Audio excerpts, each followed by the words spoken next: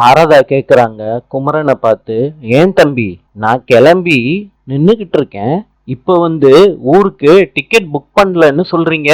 பாட்டி சொல்றாங்க, விடு சாரதா, புக் பண்ணலாட்டி என்ன, கிடைச்ச வண்டியில ஏறி போயிருவோம். குமரா, பஸ் ஸ்டாண்ட் போறதுக்கு ஆட்டோவாவது புடிச்சு கொடுப்பியா இல்ல மாட்டியாடா? அங்கா சொல்றாங்க, பாட்டி குமரன் கிட்ட நான் தான் புக் பண்ண வேணான்னு சொன்னேன். அங்கா நீ தான் சொன்னியா? பொருள் எல்லாம் மூட்டை கட்டி ஊருக்கு அனுப்பியாச்சு, இப்ப இப்படி சொல்றீங்களே ரெண்டு பேரும். பாட்டி, பொருள்லாம் ஊருக்கு அனுப்பல. என்ன கங்கா சொல்ற? பாட்டி, கடையில தான் குமரன் போட்டு வச்சிருக்காரு பொருள் எல்லாம். குமரன் சொல்றாரு, ஆமாத்த, நீங்க அவசரப்பட்டு முடிவு எடுத்துட்டீங்களோன்னு எனக்கு தோணுச்சு, அதனாலதான் கடையிலேயே வச்சுட்டேன் பொருள் எல்லாம். சாரதா சொல்றாங்க, காவேரி சொல்லி தானே முடிவு எடுத்த கங்கா, நீங்க ரெண்டு பேரும் தனியா போய் நேத்து பேசும்போதே எனக்கு பட்டுச்சு நீங்க இந்த மாதிரிதான் பண்ணுவீங்கன்னு.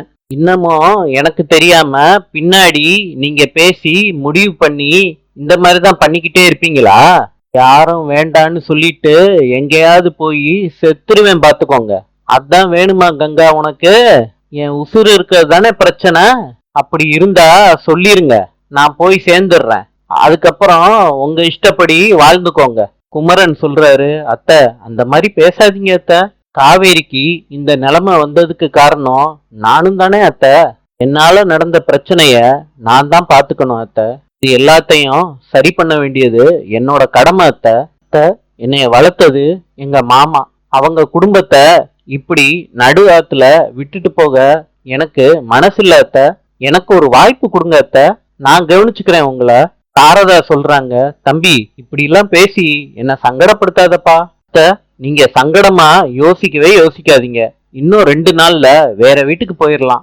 முடியும், நம்ம குடும்பம் தங்குறதுக்கு ரூம் எல்லாம் ஏற்பாடு பண்ணிட்டேன் அத்தை, கொஞ்ச நாள் பார்க்கலாம் அத்தை, நம்ம அதுக்குள்ள பெருசா வர முடியும்னு நான் உங்களுக்கு அந்த நம்பிக்கைய கொடுப்பேன் அத்தை, இல்லாட்டி நம்ம ஊருக்கே போயிடலாம் அத்தை. பாட்டி சொல்றாங்க, குமரன் தான் இவ்வளவு தூரம் சொல்றானே சாரதா, கொஞ்ச நாள் பார்க்கலாமே. சாரதா சொல்றாங்க, தம்பி நீங்க ஒரு வாய்ப்பு கொடுன்னு கேக்குறீங்க, அதையும் நான் நிராகரிக்க முடியாது, உங்க வார்த்தையை மதிச்சு உங்க முடிவை நான் ஏத்துக்கிறேன் தம்பி. குமரன் சொல்றாரு, அத்தை ரொம்ப நன்றி அத்தை. எல்லாரும் வீட்டை பூட்டிட்டு வெளியே வந்துடுறாங்க. அத்தை கிட்ட சொல்றாரு குமரன், அத்தை நீங்க இங்கேயே இருந்துருங்க, நான் போய் சாவி கொடுத்துட்டு வந்துடுறேன், அதுக்கப்புறம் நம்ம கிளம்பலாம். சாரதா சொல்றாங்க, சரி தம்பின்னு. காவேரி சொல்றாங்க, அம்மா சாவிய நான் கொண்டு போய் கொடுத்துட்டு வரேம்மா. சாரதா கேக்குறாங்க, என்னடி கிளம்புற நேரத்துல குழப்பத்தை உண்டாக்க பாக்குறியா, இன்னும் நீ திருந்த மாட்டியா? அம்மா சாவிய தானேம்மா கொடுத்துட்டு வரேன்னு சொன்னேன். பாட்டி சொல்றாங்க, குமரா அவ கிடக்குறா காவேரி, நீ போய் சாவிய கொடுத்துட்டு வாடா.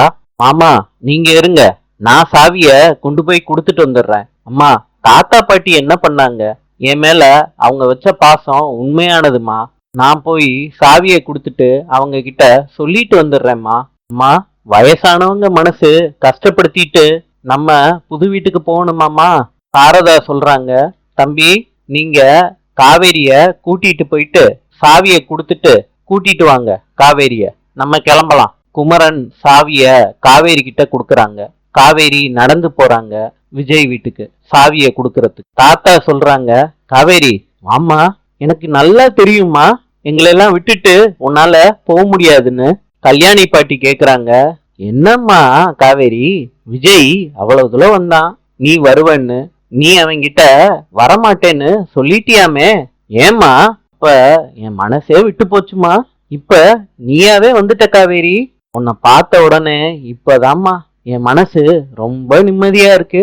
ராகினி காவேரி தாத்தா கிட்ட பேசிக்கிட்டு இருக்கத பாத்துடுறாங்க, நடந்து வர்றாங்க. அப்ப தாத்தா சொல்றாங்க ராகினி கிட்ட, எதுவும் சங்கடப்படுத்துற மாதிரி பேசாதம்மா ராகினி காவேரி கிட்ட. தாத்தா சொல்றாங்க, காவேரி விஜய் மேலதான் இருக்கான், போமா போய் விஜய் கிட்ட பேசுமா. ஏமா இப்படி தயங்கி நிக்கிற, விஜய போய் பாருமா. காவேரி திருப்பியும் தயங்கி நின்னுகிட்டே இருக்காங்க. அப்ப பாட்டி சொல்றாங்க, நான் போய் விஜய கூட்டிட்டு வரேம்மா, இங்கே இரு. காவேரியோட வீட்டுல எல்லாரும் வெளியே நின்னுகிட்டு இருக்காங்க. அப்ப நவீனு அவர் கார்ல இறங்குறாரு. குமார் சொல்றாரு, வா நவீனு. அண்ணே எல்லாரும் ரெடினா கிளம்பலான்னு கார்ல. குமார் சொல்றாரு, காவேரி சாவி கொடுத்துட்டு வரப்போயிருக்கா, அவ வந்த உடனே கிளம்பிடலாம் நவீனு. எல்லாரும் காவேரிக்காண்டி வெயிட் பண்றாங்க. விஜய் பெட்ரூம்ல தூங்கிக்கிட்டு இருக்காரு. பாட்டி காவேரி வந்திருக்கான்னு எழுப்பி கூட்டிட்டு வராங்க விஜய. விஜயும் ஆர்வமா எந்திரிச்சு வர்றாரு பாட்டி பின்னாடியே காவேரிய பாக்குறதுக்கு.